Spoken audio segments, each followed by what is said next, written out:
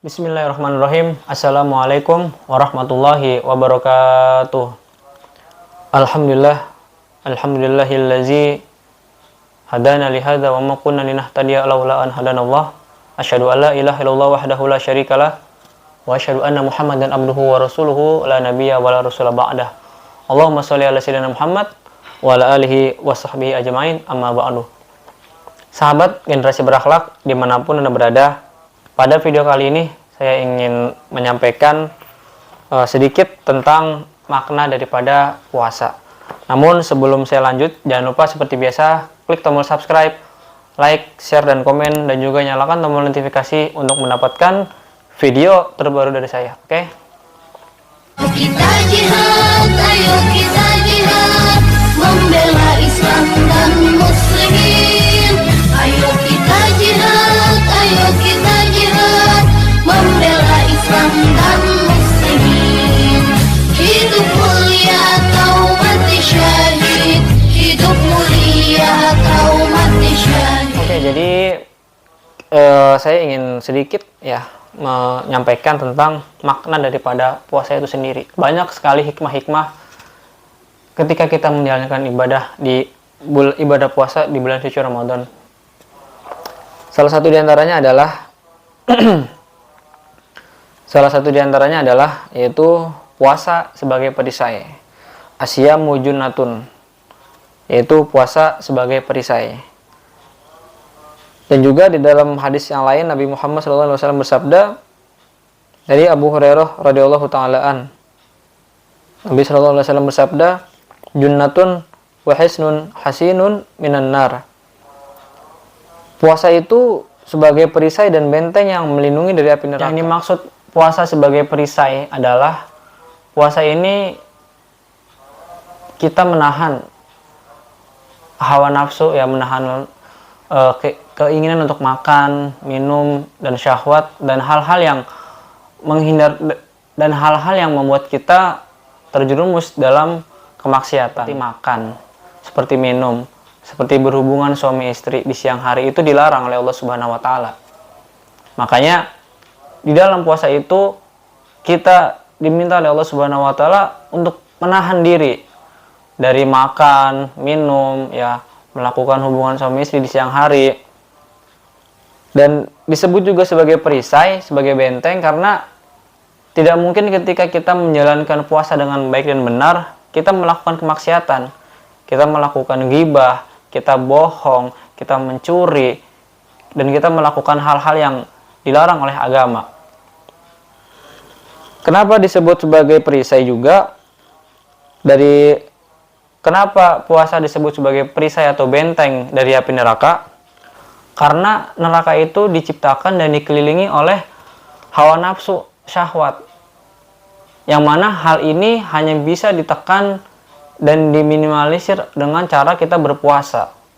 Dengan cara berpuasa, kita bisa menahan diri dari syahwat, kita bisa menahan diri dari hawa nafsu, kita bisa menahan diri dari perbuatan keji, kita bisa menahan diri dari perbuatan-perbuatan dosa. Itu makanya yang disebut kenapa puasa disebut sebagai perisai atau benteng dari api neraka. Kalau kita melakukan puasa itu dengan benar, puasa itu dilakukan dengan ikhlas, dengan ilmu, maka puasa yang kita lakukan selama 30 hari, selama 1 bulan penuh, itu akan membawa dampak positif ketika kita keluar dari bulan suci Ramadan. Makanya bulan Ramadan juga disebut bulan tarbiyah, bulan pelajaran. Pelajaran dari apa? Pelajaran untuk kita bisa menahan diri. Pelajaran untuk kita melaksanakan ibadah sholat wajib dengan tepat waktu, melaksanakan ibadah-ibadah dengan disiplin. Karena ketika orang berpuasa itu, kenapa disebut sebagai ibadah yang disiplin? Karena kita sahur di jam-jam tertentu sebelum subuh. Dan ketika kita berbuka juga sudah ada waktunya, yaitu ketika matahari terbenam, yaitu waktu maghrib. Makanya sangat rugi orang yang ketika masuk bulan suci Ramadan setiap tahunnya namun tidak ada perubahan di dalam dirinya. Namun tidak ada suatu kebaikan yang melekat pada dirinya. Mereka hanya memikirkan bagaimana Ramadan ini selesai, bertemu dengan Idul Fitri, dan bisa berkumpul bersama keluarga. tidak hanya itu. Namun dengan momen puasa, dengan ibadah puasa yang Allah berikan kepada kita, karena tidak semua orang yang ketika memasuki bulan suci Ramadan itu bisa bertemu. Artinya banyak orang-orang yang dipanggil oleh Allah Subhanahu wa taala sebelum bulan suci Ramadan. Dan kita yang sampai hari ini masih bertemu, masih bisa beribadah, masih bisa berpuasa, tarawih di bulan Ramadan tahun ini, kita bersyukur pada Allah Subhanahu wa taala. Karena apa? Kita harus memperbaiki diri kita untuk bekal kita di akhirat nanti. Jangan sampai ketika kita sudah meninggal dunia, kita baru menyesal bahwasanya bulan suci Ramadan itu adalah bulan yang mulia, bulan yang agung, bulan dimana Allah obral pahala. Jangan sampai kita merugi. Merugi dalam arti apa? Kita meninggalkan kewajiban, kita justru malah menjalankan atau melakukan kegiatan seperti biasa, yaitu melaksanakan maksiat. Dan saya aneh lagi sama orang yang ketika berpuasa namun tidak sholat. Ya, kalau saya punya peribahasa ya, kalau saya punya ibarat itu, orang beli bakso, namun dia tidak menggunakan mangkok, ya. Lalu bagaimana dia cara memakannya, ya? Kuahnya tumpah, mie-nya tumpah, sayurnya tumpah, bahkan baksonya tumpah. Artinya, ketika kita berpuasa, namun tidak sholat, itu apa yang mau dimanfaatkan, gitu. Sedangkan sholat itu adalah amal ibadah yang pertama kali dihisab di hari kiamat. Jangan sampai kita rajin puasa selama 1 bulan penuh, namun kita melalaikan kewajiban yang sangat utama, yaitu menjalankan ibadah sholat 5 waktu.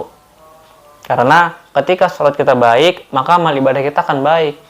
Tapi kalau sholat kita aja nggak dijalankan, bagaimana puasa kita akan diterima oleh Allah Subhanahu wa taala?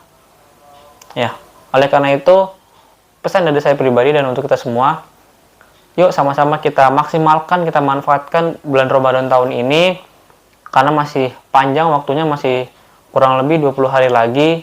Kita masih bisa berlomba-lomba fastabiqul khairat, ya, menjalankan kebaikan dan juga mengajak orang lain. Untuk bulan Ramadan ini adalah bulan yang sangat istimewa. Yang tadinya di hari biasa itu ibadah sunnah, di bulan Ramadan ini menjadi pahala wajib. Itu sangat luar biasa. Yuk sama-sama kita maksimalkan dengan cara kita berpuasa di siang hari. Juga ada ditindaklanjuti dengan tadarus Al-Quran di malam hari, tarawih, sedekah, dan semuanya. Karena itu akan menjadi penolong kita di hari kiamat. Mungkin itu aja yang bisa saya sampaikan pada video kali ini. Kurang lebihnya saya mohon maaf. Hadanallahu wa iyyakum ajma'in. Billahi fisabilil haq wastabiqul khairat. Wassalamualaikum warahmatullahi wabarakatuh.